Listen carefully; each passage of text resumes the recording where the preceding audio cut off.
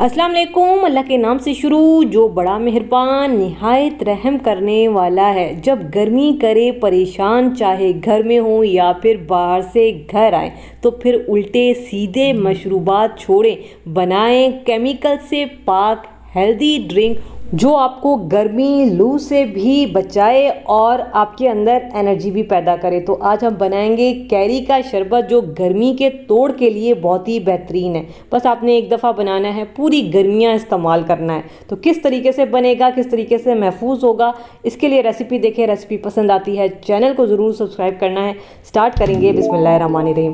तो जी यहाँ पे मेरे पास कैरियाँ हैं बड़ी हरी भरी, और ये तकरीबन मेरे पास 750 ग्राम हैं और बड़ी अच्छी कैरियाँ आई हुई हैं। अभी से ये शरबत बना के रखें ताकि आप इसका फ़ायदा उठा सकें।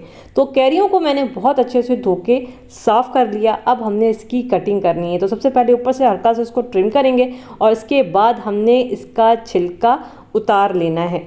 ठीक है, तो ये देखें कैरियाँ जो है ना, वो बहुत कम टाइम के लिए आती हैं, बहुत कम टाइम पीरियड होता है, उसके बाद ये ख़त्म हो जाती हैं, आम आ जाते हैं। तो कैरियों से आप ज़्यादा से ज़्यादा फ़ायदा उठा सकते हैं। तो यहाँ पे मैंने कैरी का छिलका उतार लिया है और उसके बाद हमने इसकी कटिंग करनी है, क्योंकि इसके अंदर गुठली होती है तो वो हमने रिमूव करनी है। ये थोड़ी सी गुठली काली हो चुकी है तो हल्का सा हम इसको ट्रिम करेंगे। कैरी ख़राब नहीं है, बस इसकी गुठली जो है वो थोड़ी सी डार्क कलर की हो गई है। ठीक है, इसको हम रिमूव करेंगे और इस तरीके से हम सारी कैरियों के छिलके उतार के इनको काट लेंगे। तो यहाँ पे देखें कैरियों को मैंने काट लिया है, इसकी गुठलियाँ रिमूव कर ली हैं। अभी जो कैरियाँ हैं ना, इसकी गुठलियाँ कच्ची हैं, ये आराम से निकल जाएंगी, क्योंकि फिर जो है इसकी गुठली पक जाती है ना, फिर आप पल्प बनाते हैं तो फिर काफ़ी सारा पल्प ज़ाया हो जाता है। तो ये बड़ा अच्छा टाइम है कैरी का शरबत बनाने का।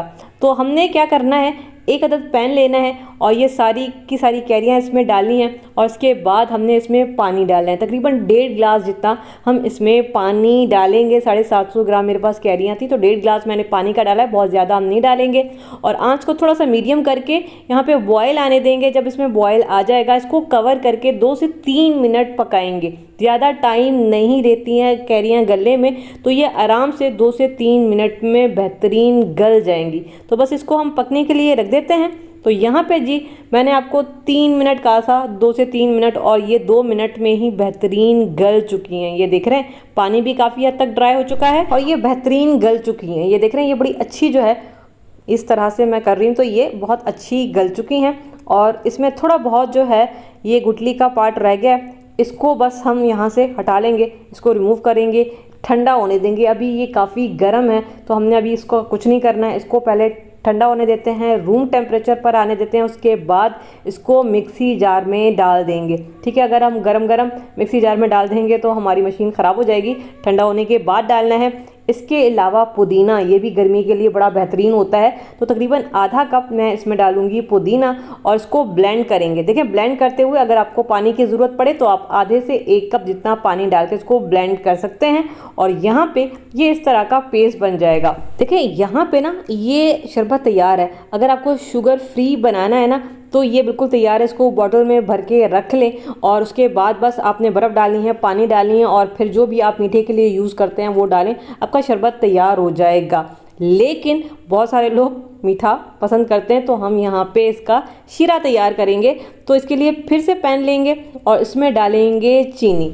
अगर आपने इसको हेल्दी बनाना है तो आप चीनी की जगह मिश्री ले सकते हैं, लेकिन धागे वाली आपने मिश्री लेनी है, वो केमिकल से पाक होती है। मुझे धागे वाली मिश्री नहीं मिली तो फिर मैंने नहीं ली, मैं उसकी जगह चीनी ही यूज़ कर रही हूँ। ठीक है, तो ये यहाँ पे तकरीबन 2.5 कप जितनी मैं डालूंगी चीनी। अच्छा, ये कैरियों पर है कि कैरी कितनी खट्टी है। अगर कैरियाँ ज़्यादा खट्टी हैं तो आप 3 से 3.5 कप इसमें चीनी डाल सकते हैं, अगर आपके पास कैरियाँ ज़्यादा खट्टी हैं तो।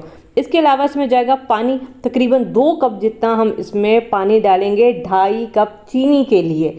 अब यहाँ पे हमने शीरा नहीं बनाना, ना 1 तार का ना 2 तार का। हमने क्या करना है, चूल्हा ऑन करना है, मीडियम आंच पे हमने इसको इतना पकाना है कि ये जो दाना है चीनी का बस ये ख़त्म हो जाए। तो यहाँ पे देखें जी, चीनी का दाना बिल्कुल घुल चुका है, इस तरह का शीरा तैयार हो चुका है। ठीक है, आंच को मैंने हल्का कर दिया है। अब हम इसमें डाल देंगे जो हमने कैरी का पल्प तैयार किया था, ठीक है, ये सारा इसमें चला जाएगा। अब इसको थोड़ा सा और हेल्दी बनाने के लिए इसमें हम डालेंगे 2 टीस्पून इलायची पाउडर। इससे इसका टेस्ट भी अच्छा होगा और इलायची भी गर्मी के लिए बड़ी बेहतरीन होती है। इसके अलावा हम इसमें डालेंगे 1 टीस्पून सौंफ का पाउडर। ये भी मैदे की गर्मी के लिए बहुत ही बेहतरीन होती है सौंफ। इसके अलावा 1 टीस्पून जीरा। जीरा भी गर्मी के तोड़ के लिए बेहतरीन होता है। और हाफ टी स्पून कुटी हुई काली मिर्च और 2 टीस्पून काला नमक। काला नमक हाजमे के लिए बड़ा बेहतरीन होता है, तो इससे शरबत का टेस्ट भी अच्छा हो जाएगा और ये हाजमे के लिए भी बड़ा बेहतरीन काम करेगा। इसके अलावा 1 टीस्पून नॉर्मल वाला नमक डाला है। अगर काला नमक ना हो तो आप 2 टीस्पून जो है वो नॉर्मल वाला नमक भी डाल सकते हैं। नमक डालना ज़रूरी है, इससे क्या होगा, जो टेस्ट है ना वो बैलेंस होगा। अब हमने इसको इतना पकाना है कि ये गाढ़ा हो जाए। और ये गाढ़ा कितना होना चाहिए, तो यहाँ पे देखिए मैंने 2 मिनट इसको पकाया है हल्की आंच पे। इसमें गाढ़ापन आ गया है, फ़ौरन से ये गाढ़ा हो जाएगा। और मैं आपको दिखा देती हूँ कि हमें कितना गाढ़ा चाहिए। यहाँ पे थोड़ा सा हमने लिया है शरबत और इस तरह से हम चेक करेंगे तो ये देख रहे हैं दोनों उंगलियां मेरी चिपक रही हैं। ठीक है, तार नहीं बन रहा लेकिन ये चिपक रही हैं, तो इसका मतलब है शरबत हमारा यहाँ पे तैयार है। चूल्हा हम यहाँ पे कर देंगे बंद। तो ये कम खर्च में बनने वाला इतना हेल्दी ड्रिंक है, इसके इतने ढेर सारे फ़ायदे हैं कि अगर मैं गिनवाना भी शुरू कर दूंगी तो वीडियो ख़त्म हो जाएगी। अभी हमने कुछ नहीं करना, इसको ठंडा करना है। तो यहाँ पे देखें ये मुकम्मल तौर पे ठंडा हो चुका है। आप चाहें तो पंखे के नीचे रख के ठंडा कर सकते हैं या फिर किचन में ही रखे रखे इसको ठंडा कर सकते हैं। तो ये बिल्कुल ठंडा हो चुका है और ये ठंडा होने के बाद ये मज़ीद गाढ़ा भी हो चुका है। जब ये ठंडा हो जाएगा उसके बाद आपने 2 से 3 टेबलस्पून इसमें लेमन जूस डालना है। इससे क्या होगा कि इसके अंदर जो है ना वो चीनी के क्रिस्टल नहीं बनेंगे। जब आप इसको फ्रिज में रखेंगे तो ये जमेगा नहीं। लेकिन आपने एक बात का ध्यान रखना है कि शरबत ठंडा होने के बाद आपने नींबू का रस डालना है। अगर आप गरम गरम में डाल देंगे ना तो क्या होगा कि शरबत में कड़वाहट आ जाएगी। तो इस चीज़ का आपने ध्यान रखना है। और जब शरबत ठंडा हो जाएगा तो कोई भी साफ़ सुथरी बॉटल या फिर जो भी आपके पास चीज़ हो जिसमें आप ये शरबत स्टोर करना चाहते हैं उसमें ये आपने डाल के रखना है। और उसके बाद आप इसको किचन में किसी भी ड्राई जगह पे रख दें, ये 1 महीने तक ख़राब नहीं होगा। लेकिन अगर लंबे टाइम के लिए चलाना है तो फिर आपने इसको फ्रिज में स्टोर करना है, फिर ये साल भर भी ख़राब नहीं होगा। अब इसका बनाने का तरीका ये है कि खूब सारी बर्फ़ लें, क्योंकि गर्मी है तो हमने इसको काफ़ी ठंडा करना है। और उसके बाद अपने हिसाब से इसमें कैरी का शरबत डालें और पानी डालें और ये जी ठंडा ठार हमारा कैरी का शरबत तैयार हो जाएगा। ये मैदे की गर्मी के लिए बहुत बेहतरीन है, आपको लू से बचाएगा, गर्मी से बचाएगा और आपके अंदर ठंडक का एहसास दिलाएगा। ये इतना मज़ेदार बनता है क्योंकि हमने इसमें ऐसी चीज़ें डाली हैं जो गर्मी से आपको महफूज रखेंगी। तो कम खर्च में बेहतरीन शरबत है। आप अपने लिए बनाएं, बच्चों के लिए बनाएं या फिर अचानक से मेहमान आ जाते हैं तो बाहर का शरबत छोड़ें, घर में ये बना के उनको